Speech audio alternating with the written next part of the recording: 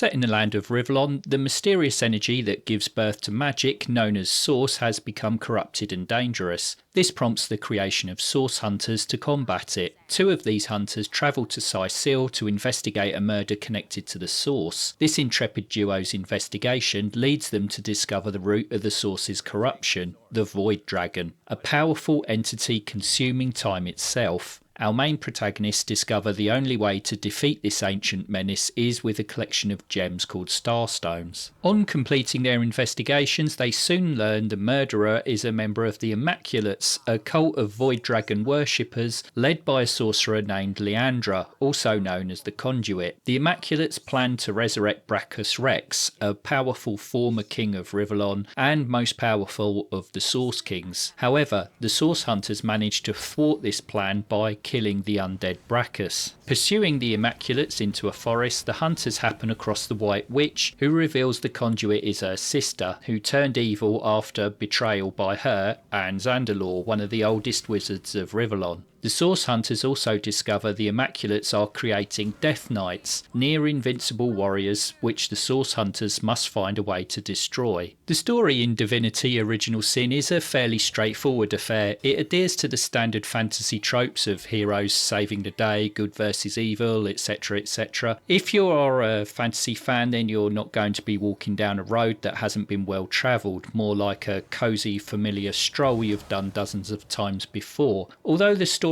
won't hold much in the way of surprises for most people, it is competently written and should hold the majority of players' interest until its conclusion. Nearly through, aren't we, Jake? Just a little more pain. Graphically, Divinity Original Sin opts for a more cartoonish style from the newer games in the Larian stable. A bright, bold colour palette punches through the screen and gives the whole world a vibrance that sets it apart from a lot of other CRPGs. Texture and detail are fairly well defined when in standard isometric view, but do become a bit blurry when zoomed in. There is good variety in the world of Rivellon, keeping things fresh and interesting. All areas I went through were of good quality, and the effects of the various environmental conditions like fire, oil and ice are nicely portrayed. Character models are okay, but not spectacular, with an adequate amount of detail. Your on-screen personas are detailed enough to keep you immersed, as are the game's enemies and NPCs. Animations are nice on these small-scale characters and their foes, and look fluid and smooth.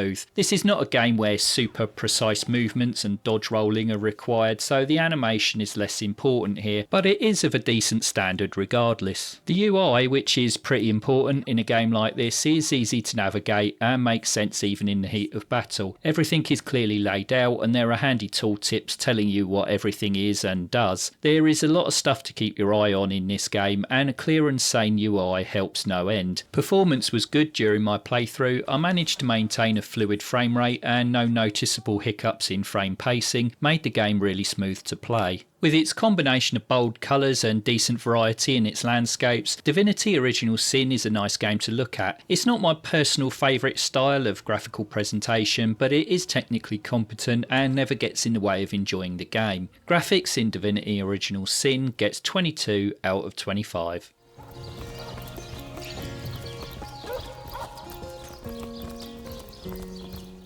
Gameplay in Divinity Original Sin is where the game shines. After a brief introductory phase, you're pretty much free to wander where you like, although there are some limitations on where you can go, as you will run up against enemies who are much higher level. Exploration is both fun and rewarding, and many an interesting quest can be picked up this way. The main questline in Divinity is interesting and thoughtfully paced, with a nice mixture of exploration, combat and puzzle solving. There's always something to keep you occupied. Likewise, the side quests are also well executed. They follow the usual route of you running into NPCs who make you the solution to their problems. In these quests you never really know what's coming next, and some can splinter off in some really unexpected ways. They're also quite lengthy, with some side quests evolving throughout your playthrough. How you approach these missions and reach their conclusion will also affect what rewards you receive and how the game plays out. The questing in Divinity Original Sin offers mind-boggling mind-boggling amounts of player agency. And this huge amount of choice and interactivity is carried over into the combat. Battles are played out in turn-based fights, with the player with the highest initiative stat going first, and the same system used to set out the turn order of other group members and your enemies. On your turn, you get to carry out actions depending on how many action points you have, which is nice as you can often carry out more than one action per turn. Your environment also plays a big part in battle. You have all kinds of elemental effects at your disposal. For instance, you can destroy an oil barrel near your foes, leaving them standing in some highly flammable liquid, just begging for one of your party to cast a fire spell onto the oil slick. This is just one example of the way you can utilise the things around you. Your options are many and varied. Water, electricity, wind, ice, you name it, you can leverage it in combat. The combat in this game is highly strategic. Placement of your team can play as big a part as their weapons and spells. Sending a character to a high point will grant you an attack bonus, as does flanking. It's really satisfying to come back and defeat a bunch of enemies who decimated you just by tweaking your tactics. With a choice of 12 different classes, you can build characters to suit how you want to play the game. There are a plethora of spells and abilities to learn which give you a huge amount of choice for structuring your 4-person party. On defeating enemies and discovering new areas, etc., you receive XP, which eventually will give you a new level. Upon levelling up, you get skill and attribute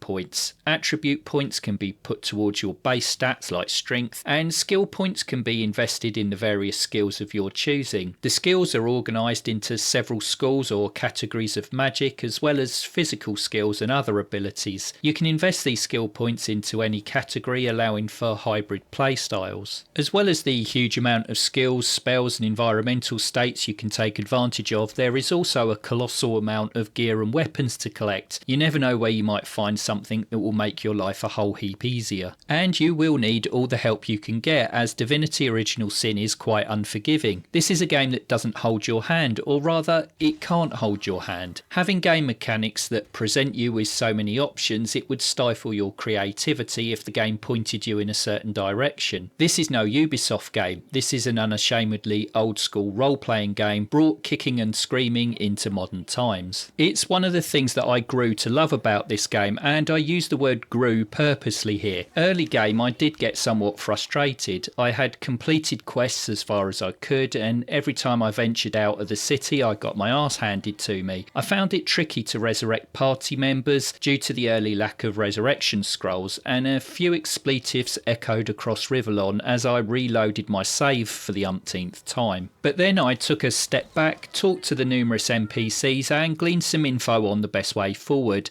I listened, absorbed, heeded their advice, and then went out into the world afresh. I then managed to get some slightly better weapons and armour, I levelled up a time or two, and then everything started to click into place. It required some patience and consideration, and I would be lying if I said I was having fun at this stage, but once I got over that initial frustration, Divinity Original Sin began to open up and reveal what a special game it is. The game organically encourages you to experiment and find ways to do things. I know it's an awful cliche, but the game does make you think outside the box. There always seems to be multiple ways to deal with things. It's a game that tries hard to be not so game-like. It's more like a toolkit that lets you build your own adventure. It's a recipe that has been perfected by Larian, and you can see the fledgling steps towards the player freedom goals that were taken on to the next level by games like Baldur's Gate 3 and the sequel to this game. Divinity Original Sin's gameplay is all about choice, and to get the most from it you have to shed your memories of video gaming conventions and remind yourself that there is going to be more than one way to proceed. It's an engaging game that you can easily immerse yourself in. It rewards you for exploring, and I don't just mean in the conventional sense of travelling around and finding stuff, I mean with everything. Losing a battle doesn't necessarily mean that you need better gear or more levels. It could just be that you need to take some more strategic positions or utilise your environment better. Maybe you need to examine your foes and find their weakness and exploit that. It's a constant journey of learning and applying, and grows more and more rewarding as you go on. Despite my largely self-inflicted frustrations with the game early on, although I still maintain resurrection scrolls should be a bit more plentiful early doors, I found the experience of playing Divinity Original Sin to be highly enthralling, and it scores a well-deserved 23 out of 25 for gameplay.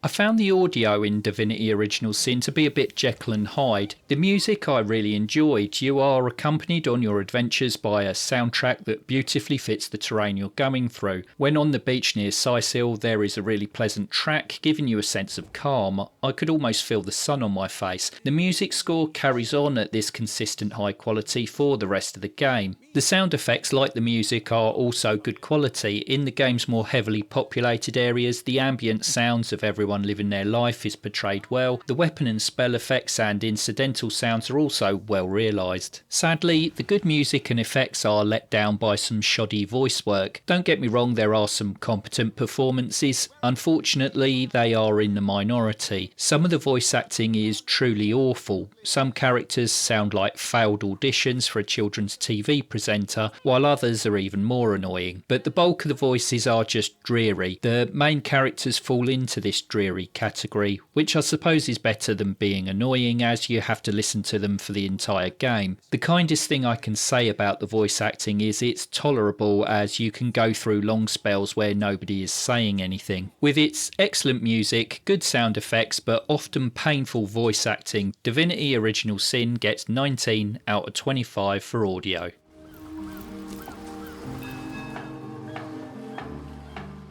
Divinity Original Sin is a large game with plenty to do. A simple story run can take around 65 hours, with a do everything run in excess of 110 hours. Getting all companions and completing their quests will take multiple playthroughs. The diversity of character builds is huge, and you can have a very different game with a melee build compared to a magic build, for instance, so replayability is high. Another feature to rope you in for another playthrough or two are the addition of 2 further difficulty modes. On top of Explorer and Classic, which are basically easy and normal, you get Tactician and Honor mode. Tactician sees all the enemies get an uplift in difficulty with more spells and abilities at their disposal, and this includes the bosses, while Honor mode throws all the difficulty of Tactician mode at you, with the added sting in the tail of only giving you 1 save slot and wiping your save if your entire party falls in battle. Divinity Original Sin doesn't have any DLC, but it does offer a large quantity of quality content with good scope for multiple playthroughs, and scores 24 out of 25 for value.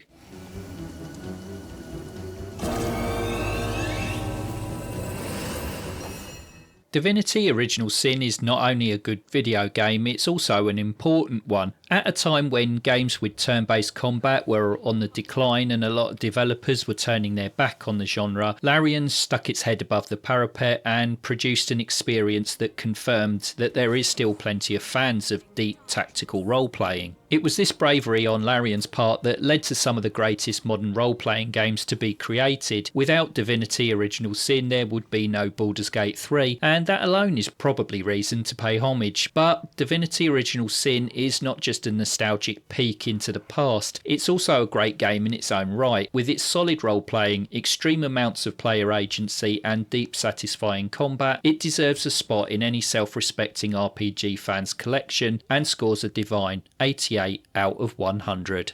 You have brought guests, I see. Strange. Very strange guests.